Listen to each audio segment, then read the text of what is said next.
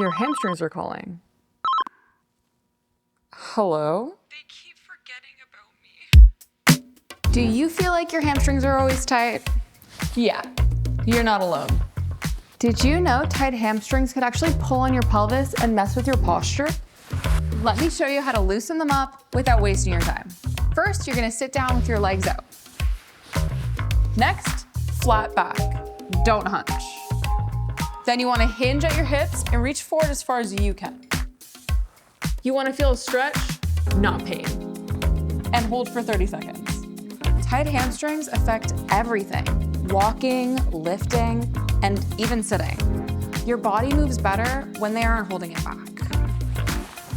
Come back to this whenever your body needs a reset, or send this to someone who needs it. Don't forget to like, subscribe, and I'll see you next time. Bye, everyone.